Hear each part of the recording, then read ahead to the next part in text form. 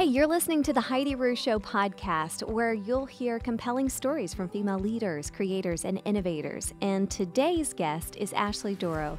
She worked in the costume department for a lot of movies that you have probably heard of, and TV shows. Some of the movies are like Hunger Games. Hunger Games? Nope. Hunger Games. That's a whole other movie. Hunger Games, Catching Fire, The Change Up, and Passengers. She also did Odd Life of Timothy Green and a ton of more movies and TV shows. And now she is a fashion blogger from houseofdorough.com. And not only that, but her blog really focuses on body positivity, which is so great. She's been featured in Instyle Magazine. She is a wife, a mom to two girls, Emmy and Pearl. And we have a special guest of hers on the podcast. Pearl, her little girl, is here with us today. And Ashley, on this episode, she talks about her really interesting path to fashion, how she learned to be confident with her body, and what she'll tell her own daughters if they struggle with that. One of the things that really impacted me from this episode was Ashley's tips for shopping. Because if you are like me, I have had a full-on cry session before after a shopping trip. And especially, oh my goodness, Target's dressing rooms. I love so much about you, Target, but I hate your dressing rooms. The lighting is horrible. Like, I have seen cellulite on my little pinky in a Target dressing room. It is ridiculous. So I never try on my bathing suits at Target. No, sir. Just pick them up and try them on at home. So Ashley gives some really great tips that I honestly wish that I had heard even back in middle school and growing up in high school. Whether you are, tiny, whether you've got curves, whoever you are, we've all kind of struggled and we've been there. And so that's why I really love Ashley's message, is because it resonates with all of us. So let's go ahead and hear from Ashley.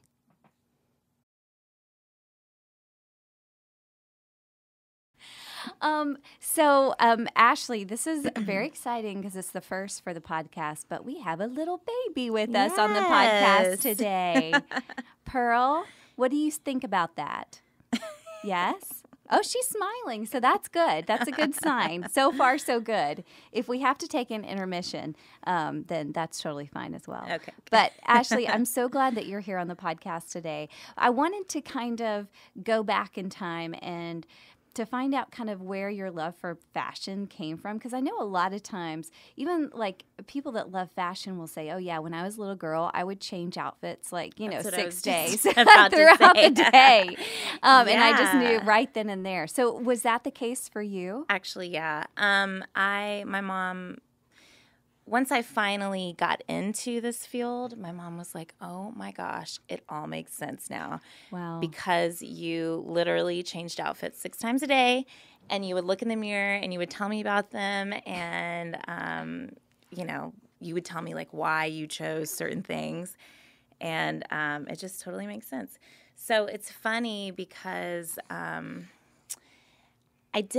I was always very interested in clothes. My favorite memories are of my mom taking us back to school shopping for clothes and picking out stuff. But then I think, I wasn't sure that I could ever do anything in fashion because it's a very scary to say you're knowledgeable about fashion. It's a little scary. So right. I just don't think it was I did not think it was a field that I could necessarily succeed in. And so I didn't go to fashion school. I didn't do anything like that. I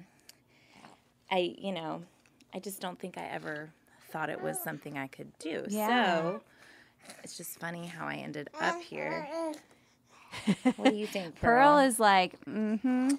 So on that note, how I got into this is I actually went to school for film and TV production at UGA, and while I was there, I did take a costume design class, and it was just it was theatrical, and it was interesting to me, but there were just so many rules, and I did not vibe with it at all. then I got into my film and production, like senior year classes where all we do is make short films. And I directed and produced like most of our projects.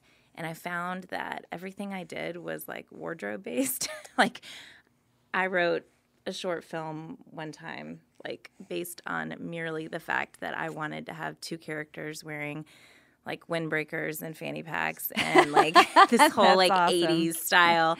Yeah. And it's funny because I actually won an award for that short film. Wow. For the writing. And You're like, if they only knew my true intention. Exactly. So I was in college doing like the directing and producing and stuff. So I graduated from that thinking that that was like what I was going to end up doing. Yeah. I really wanted to direct my own music videos. And I've just always loved like creating stuff. Visualizing and like making it come to life. And so I was actually dating my now husband at that point, and he moved. We both graduated from UGA. We moved to Atlanta, and then his cousin worked in graphic design, and she got him his first job on a movie. And it was right when the movies first started coming here to Atlanta. And sure enough, they were like, hey, we need to hire somebody for the art department. They hired me. I was a terrible fit. Because what did you do? Art department PA is like, you know, running errands at Sam Flack's, like the art store, picking out paintbrushes, stuff like that. I'm not that type of person. If it was fanny packs and windbreakers, right, if it was you clothes, would be the girl. Exactly. So it was actually like the first time that like I actually got fired. Wow. Because the film industry is like very cutthroat. And it wasn't like work performance wise. It was just like somebody else, it was a political thing. Somebody else came along that was like really interested in art and they hired him instead. And it was heartbreaking to me, but it gave me like a couple months of no work trying to figure out like what I wanted to do. Still didn't know what I wanted to do, but then same movie ended up firing their whole costume department, and they were like, hey, Wes, my husband now, like, hey, do you know anybody that knows the malls and that can take this new costume designer around? And he was like, well, you know, Ashley knows everything about shopping in Atlanta, like if you guys are cool with rehiring her, but like in the costume department. And they were like, yeah, we loved Ashley. Like, of course we'll bring her back on. So they did, and I thought I was just working for a week, but the designer loved me. She kept me on the movie, and her name was Betsy Hyman, and she like totally set the course of the rest of my career. Wow. Because she fought for me to be on that job, and she is like kind of a big deal costume designer. So she got me on that job, and then I worked as a costume PA for like maybe 2 years, back to back to back. Like I did not stop working. I'd end a job on a Friday, start another one on a Monday. And it was just awesome because every movie that I worked on was just a different experience. So then I got moved up to, I joined the union, the film union here, and became an actual like costume buyer, which I had been doing as a PA, but you're not really supposed to. I'm always that kind of person that gets like pushed into these roles that I'm like, I'm not getting paid for this, but I'll do it anyway. And so became a buyer. And that is like where I really thrived because I was actually able to like read the scripts, develop the character in my head, and buy these costumes for these people. And so my job is to bring, like the costume designer doesn't have time to shop. So I do all the shopping, bring all the options to her. She says what she still needs, or like, you know, then she fits the actors from there. So my job is strictly like just shopping. And then from there I moved up to assistant costume designer, which is more of a hands-on role of like actually picking out the looks for each character. So, and now back in college though, you took a costume design class and you didn't really like it. So what about this new position made you enjoy that versus the class? So what I didn't like about the class was honestly like the teacher and the rules. I wanted to, so it was basically like read this play and develop costumes, and I would develop my own costumes. And she was like, this isn't conservative enough, or It this was too out of isn't. the box. Yeah, it was way too out of the box. She didn't get my vibe. Right. So I think at that point I was so like, I did not know that I could do what I was doing without like a fashion or a costume design degree. Yeah. So when I first got that foot in the door, like that was just fate, Yeah. like, or magic or whatever, that I was actually able to get like. And then I learned now, like, being in that position where I actually, like, am the one that brings people in and hires people for costume departments sometimes. I'm like, oh, it doesn't matter what's on your degree. Right. It's really all about, like, work ethic and your eye and all of that. So that is, it just all kind of, like, fell into place. I did that for a really long time until I had my daughter 3 years ago. And she had some medical issues. She has a heart defect. She's doing okay right now, but it obviously was a very traumatic time for us. And so I took 6 months off, which looking back, I'm like, oh my God, I can't believe I only took 6 months off. Right. Yeah. But I'm a freelancer, so it's convenient for me to be able to like say yes or no to certain jobs, and it's just a few months at a time or whatever. So for the first 2 years, I did one movie a year or one TV show a year. So I would work like 6 months on and then have 6 months off. And even that was just way too much. The hours are like 14-hour days. People that you work with in the industry just really don't understand. They don't have families. Yeah. And you need somebody who's going to be like, oh, you need to go home and be with your daughter. Right. Not like annoyed that you have to go pick up your child because you don't have time to pick up a shirt from Brooks Brothers. You know what I mean? Yeah. They just don't get it. So that being said, I did have some really positive experiences with people that I absolutely loved. And that's the only way I was able to work while I did have Emmeline. But, so I think it was during my second break when I decided, okay, I got to figure out something else. Because I'm creative. I can't just stay at home. I love staying at home and I want to be the person that raises my children, but I also want to be creative. And I also have to make some sort of like financial, contribution to the family. And so I started following bloggers, and I'm like, I'm just not really seeing anyone that, like, I resonate with. Yeah. And I was like, I feel like I might just start one and just see how it goes. Right. I was just so, like, I didn't know anything. I just, out of the blue, just started it. And I was like, I'm just going to pretend like I know what I'm doing. I have no clue what I'm doing. And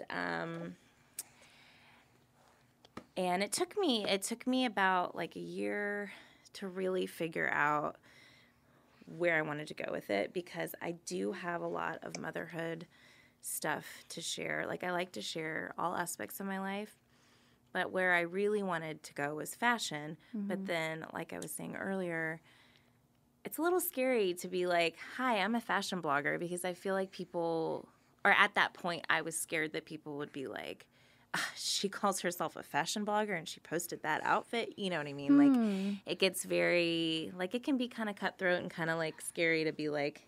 Well, and it sounds like it's almost a flashback of you in college. Yes. And thinking, oh, wait, but I'm the person that doesn't follow rules. Am I going to get judged for not following the rules? Exactly. When in actuality, people love that probably about you, and that's why they follow you, is because of the creativity. Which has taken me, like, a long time to really embrace and be, like, confident enough to be like, I'm going to wear this today because I like it. Like, I don't care if you're not supposed to do things this way or that way. Like, this is what I like. So, it took me a while. I mean, I still try to do, like, a balance of motherhood stuff, because I feel like people really relate to that. And obviously my main passion and purpose in this is, like, the body positivity side of it, because I feel like we just, like, all need to rewire our brains. Like, everything has just been so glamorized as far as looking a certain way or acting a certain way or dressing a certain way. And I feel like it's a real problem, and I feel like now with social media being such a big part of everyone's lives, it gives everyone like a platform to kind of change the way we've been raised to think. So, did you start your blog with that intention of being a Yes. blog for body positivity? I started it. Okay, so I was going through I'm still going through. I mean, I feel like a journey is forever. But I was a year postpartum, and I was really not feeling good about my body. And I was like, you know what? I feel like there have got to be other women going through this, and this isn't okay. Like, it's not like, I had a lot of other friends that had just had babies, and they would talk about, like, I'm 20 pounds away from my pre-baby weight. Like, it just takes over their lives. And I'm like, this is just not how it's supposed to be. Like, this is not how this is not what it's about. Right. I didn't have a kid to, like, freak out about my appearance for the year after it, And so when I started the blog, I knew I was going to talk about motherhood. I wanted to do plus-size fashion because there was a real lack of that at that point. And then I was like, I think through that is when I started my whole, like, body self-love journey, and I just started sharing it publicly. In the beginning, I think I was a little nervous to be that vulnerable because it's, like, hard. Yeah. And at that point, I didn't have my followers were still just like friends and family, and to me it's always been a little harder to be like vulnerable in front of people who I actually know versus like strangers. I don't know why. Yeah. But so that was a little bit of it. But I started in April, and by that summer I had gotten a collaboration with a swimwear line sold at Target, and I was like, I'm just going to do it. I'm just going to shoot photos in swimsuits. I don't care. I did care, but I just kept telling myself, I don't care. I'm going to do this. Right. Like, I need to do this for me. And that was probably the first, like, turning point for me. And I remember the name of that blog post was called, like, Embracing My Mom Bod. Because I just realized, like, I have not been embracing this, body that I'm in, like, so that was kind of the beginning of it. And now it just keeps evolving into, like, I just feel like every few months I'm like, and there's this I need to work on. Yeah. Sure. Yeah, it's never ending for blogging, for sure. Does promoting the body positivity message, do you feel like that keeps you in check in a way, or keeps you accountable and going, okay, if I'm saying these truths to everybody else, I've got to believe them myself? Yes, and I think that recently I talked about how even though this is my message, like, I still am insecure. Like, I still have things about my body that I don't love. Okay, I take that back. I've really come a long way, and I do love, like, every part of my body. There are things that I'm not comfortable in. Like, I'm not comfortable in with my arms. Does that mean that I'm not going to wear a tank top? No. Which is huge. Last year, I really would barely wear a tank top. So it's like, it's a process. Yeah. Tucking in my shirt, I'm not comfortable with my stomach. Do I still, like, love my stomach? Yes. A year ago, I would not have said that. So it's all part of the journey. Yeah. I just feel like I have really committed to being transparent with my readers and my followers, and I think, like, hopefully they appreciate that and understand it. I do get a lot of messages saying that they do, which kind of keeps me going and helps me, like, to continue being transparent. But right. I think, like, the major turning point for my blog was when I finally stopped. I feel like in the very beginning I was, like, almost pretending to be confident, just because I thought that's what, like, I needed to do to be able to, like, portray fashionable outfits for people my size. And then I was like, wait, what am I doing? I'm actually not I'm not confident in this outfit, and I'm going to tell you why. And, like, it just kind of became like hey, I'm just going to tell you guys the honest truth constantly. Right. So yeah. So, Ashley, I wanted to ask you about, especially, now during this season, it's swimsuit shopping season, and we've all had those experiences where, shopping can just be disheartening. It is. You may find an outfit that you think is so cute, you get in the dressing room and you're like, okay, that does not look the way it does on me that I was thinking. And it can be so discouraging. What are some things that you found that have really helped you get through those times? So those are like the worst days. They can ruin your day. They can ruin your week. It can take over your mind. It can trigger anxiety. I know all of this too well. But I would say we have to stop assuming when you walk into a store that everything is made for you and everything is going to fit you. It's not going to be a one-stop shop ever, no matter what size or what shape you are. So, clothing is manufactured based off of, a standard, however they want to cut things, and it just doesn't make sense that they would fit everybody. Yeah. So I think you have to go into it with the mindset, I'm going to get tons of – this is what I do. I go in a store like Nordstrom, where Nordstrom carries a decent amount of my size, not a ton, and you kind of have to search for it. But that's okay. I know that, and I'm good with that. And I go in, and I just pull every single thing I see that even, strikes my eye. I pull it all, and I have a huge, full dressing room. And you know what? 80% of those things don't work. But it's okay because I have options, and I know that it's all about your mindset, and it's all about rewiring how you think. Growing up, those dressing room moments were awful, and they definitely haunt me because I wasn't I couldn't fit into Abercrombie and Fitch jeans, and all my best friends could. And I thought something was wrong with my body. I'm why? And then now I'm oh, because I had hips at an early age. Yeah. And those jeans aren't built for curvy girls. They're just not.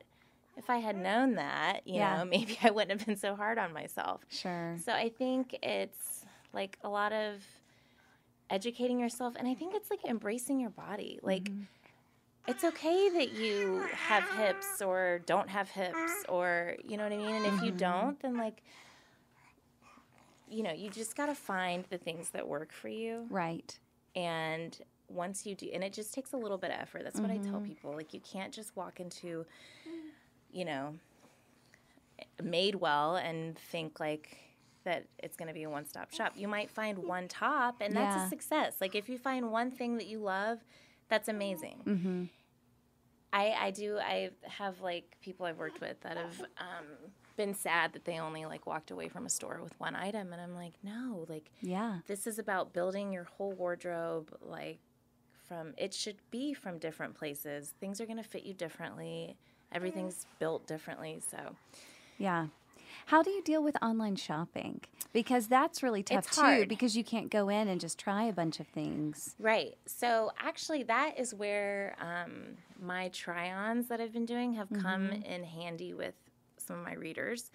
So I have gotten a lot of messages from people saying oh, you're very similar to my body shape. This makes it so easy to online shop because I can see what size you wore, and then I order based off of that. So if you are a big online shopper, I would suggest trying to find fashion bloggers that are your body shape that do try-ons. I try to do try-ons weekly and collaborate with other bloggers who are different body sizes so that everybody can kind of see how it looks. I think it's really been a very cool thing too. And so there's that. But the other side of it is you kind of just I just order multiple sizes. I order lots of options. I don't have an easy body to fit. I order a bunch and I return what doesn't work. And I started doing that probably 2 or 3 years ago, and I just found that it made me the success rate was so much higher, and I was I'm putting this money on a credit card, which is annoying, but at least I'm getting something that fits. And I'm not frustrated because I ordered 10 things all in one size and nothing fits. You know what I mean? Yeah. you just kind of have to like think about it as like doesn't mean anything's wrong with you. Right. And right. size is totally just a number. It's them, not you. Yes, it is. It is. It It's totally them, not is. you. Yeah. Totally is. Okay, so Pearl and Emmy is your other daughter, or Emmeline. When they, yes, I know, I'm talking about you. She just smiled really big. That's right. She's like, finally, now y'all talking about me. Good stuff here. That's right. She's so cute, you guys. If you go to our YouTube page, you can see a video of her. She's just adorable. But, you know, you have 2 daughters. It is inevitable, no matter what shape, size, whatever they are. I mean, especially in like middle school or even before that, there's going to come a time where they're going to struggle with their looks, whether somebody says something or they just don't feel adequate enough or whatever. They don't have, hips, or they do have hips, or whatever it is. Have you thought about how you're going to deal with that and what you're going to say and the environment that you're going to create for them? It's so hard because I feel like, God, it's just really hard. I remember going through that all as a young girl through middle school and high school, and I really think that it shaped a lot of who I became and the struggles that I had. I still remember, like, in 2nd grade, this kid telling me that I had fat legs, and that, like, set the course of my body image issues. Just because, and I remember his name, too. Like, but, looking back, I'm like, oh, it was just, to him, it was just a kid comment. You know what I mean? Like, yeah, he probably would never even remember he said that. So Emmy came up to me yesterday or the day before and said, and she's 3, and she said, oh, Mommy, I'm not pretty enough. I need makeup. And I said, whoa. And it just threw me for a loop because I was not expecting that. Yeah. And I really try hard. In our house, we really don't talk about bodies at all. We really try. I try not to be like, oh, that makes you look so pretty. I try not to do that. Yeah. So I'm not really sure. As a 3-year-old, you just don't even know if they overhear somebody saying it. They're just like mimicking something, or exactly. So she moved on from that really quickly, and then I started thinking like, oh my gosh, how do I even respond to that? And then I've just been mulling over that in my head actually the past few days. And so I think the way I'm going to approach it is first, with like for example, I would say that is not what makes you pretty, actually. And then I would explain to her that it's what's on the inside that makes you pretty. And then I think it's just a culmination of the environment that you said. So I never had anybody to look up to in the media, like on TV. Obviously, we didn't have social media, but in magazines or anything, that was not like a perfect look, or quote unquote perfect looking body type. Anyone that was, above a size 4 was, I can't even think of like any overweight people. Right. And unless it was made into like a joke, like Roseanne or something like that. And it's just like, what message is that sending us? Like, just growing up, you just think that like something's wrong with you if you're not a certain size or a certain shape. And so I think exposing my kids to, all kinds of social media, like, so if they were older and if they came to me and said like, I'm feeling really insecure about my body and blah, blah, blah, I would pull up my Instagram and I would show them all of the different women that I follow and how powerful they are and how, I would just show them examples of that. And I would also, if one of them says like, I don't like my thighs or something like that, I'm going to combat that with, I actually love your thighs because they look like this and this and this. Or, like I'm going to like try to turn those negative thoughts into, really? Because I actually love it because of this. And then not feed into like, oh, honey, I know, you don't look like those people. I feel like that is kind of what our society used to be like. And I think this generation of moms, like in my generation, I think we can all agree that like we've got to change the way that we talk about our bodies, ourselves. Like, we don't use the word diet in our house. Like, it's just, you don't realize what all the kids are taking in and how damaging it can be. Yeah. So. It sounds too like what has happened with your blog and even your social media presence is it's now for even a bigger purpose, because I'm sure, and I could be wrong, but I mean, at the beginning, I mean, you do have amazing fashion and you are so creative and it's wonderful. But not only that, but to be an example now of your daughters to look up to. Yeah. Doing something that you love is really a beautiful thing. Oh, thank you. What do you hope is the message and kind of purpose that this creates, the blog and your social media? I just want to continue to empower women. I get a lot of messages that are just like, hey, just so you know, I had a baby 5 years ago and I haven't felt comfortable wearing jeans until I started following you. And I went out and bought myself a real pair of jeans, and they weren't even expensive, and I feel better than I felt in 5 years. That to me is like a game changer, and it's just from me like simply being who I am and talking about and putting myself out there and doing my little try-ons of clothes. And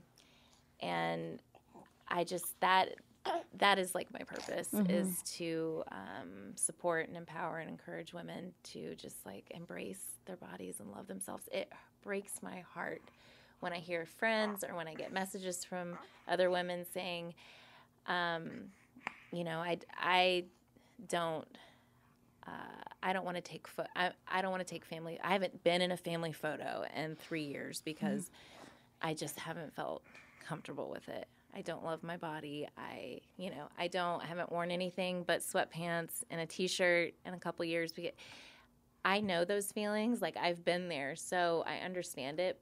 But I'm also now on the other side of it, and I'm just like, it's so much better. And it's the freedom you feel when you like let all of that go is amazing. And I just want other women to feel it. And my goal is, eventually I would love to design my own clothing line in collaboration with a bigger brand, or however that might come up. I just keep putting it into the universe and the atmosphere. But I just feel like size inclusivity is really, really important. Yeah. Yeah. And no rules. No rules. No rules. Yeah. And confidence is your best outfit. That is like my major point. Like, even with my husband lately, he's been like, do you think I can pull that off? I'm like, babe, you can do whatever you can wear whatever you want. You just got to have confidence. And it's the truth. It really is. Well, Ashley, thank you so much for joining me today on the podcast. Thank you so I really much appreciate for it. having And me. thank you, Pearl, for joining us. Yeah, you did it. You made it all the way through. That is so impressive. She's very interested. Good job. Good job. I see a future podcaster here. Yeah, she smiled real big on that one. Ashley, thank you so much. And if you want to follow Ashley, then all the links and everything are in the show notes below. So have a great week, and we'll see you in a couple weeks on the Heidi Rue Show. Thank you. Thanks so much for watching this episode of the Heidi Rue Show podcast. Don't forget to subscribe so you can catch the next one, and make sure you hit that bell. And if you'd like to listen via the podcast platforms, you can find those below. We would love to hear from you. Join in on the conversation on Instagram or Facebook. And I hope this episode encouraged you. Don't stop, get it, get it.